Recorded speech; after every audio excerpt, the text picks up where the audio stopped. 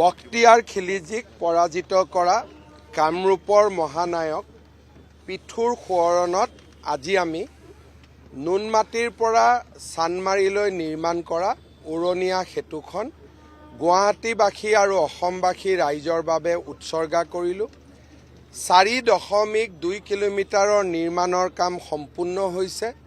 ৰাজগড় আৰু উজান বজাৰলৈকে যোৱা দুটা বাহু গুৱাহাটী ক্লাব ৰোটাৰী আৰু ৰাজগড়ত নিৰ্মাণ হ'ব বাকী আছে। 300 মিটাৰৰ কনষ্ট্ৰাকশ্যন সি 2 এদিনতে তাৰো কাম আৰম্ভ হ'ব আৰু এই সমগ্ৰ প্ৰক্ৰিয়াটোত 852 কোটি টকা ব্যয় হ'ল।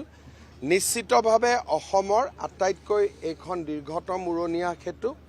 ভাৰতত কেই নম্বৰত পৰে মই নাজানো, পিছত আমি হিচাপ নিকাচ কৰি উলিয়াব পাৰিম, কিন্তু ই ভাৰততো নিশ্চিতভাৱে এটা স্থান লাভ কৰিব। 14 তাৰিখে ৰাতিপুৱা ইয়াক আমি ৰাইজৰ বাবে মুকলি কৰি দিম। 3 দিন ৰাইজে যাতে খোজকাঢ়ি ইয়াৰ যিটো এস্থেটিক চেঞ্জ বা এস্থেটিক বিউটিৰ এটা উপভোগ কৰিব পাৰে, সেইকাৰণে আজিৰ পৰা 14 তাৰিখ ৰাতিপুৱালৈকে নুনমাটিৰ পৰা চানমাৰিলৈ কিন্তু আনন্দৰাম বৰুৱা যিখন কমাৰ্চ ফ্লাইঅভাৰ সেইখন খোলা থাকিব। আকৌ সিফালে আগবাঢ়ি গৈ চানমাৰিৰ পৰা গুৱাহাটী ক্লাবলৈ দুটা পাৰ্টত 3 দিনৰ কাৰণে এই সেতুখন ৱাকিং জোন হৈ থাকিব। কিন্তু যিটো জুৰুডৰ পৰা ট্ৰেফিক আহে এইটো ফ্লাইঅভাৰৰ তলেদি চলাচল কৰি থাকিব পাৰে। এই উৰণীয়া সেতুখন নিৰ্মাণৰ সময়ত গছ কটাৰ নামত কেইবাটাও সৰু সুৰা বিশেষকৈ লেফটিষ্ট মানুহবিলাকে আন্দোলন কৰিছিলে, কিন্তু গুৱাহাটীৰ ৰাইজৰ বহুত আশীৰ্বাদ আছিলে, কোনো আন্দোলনত ওলাই যোৱা নাছিলে। যদিও মিডিয়াত আন্দোলনৰ প্ৰকাশ পাইছিল, কিন্তু ফিল্ডত আন্দোলন নাছিল।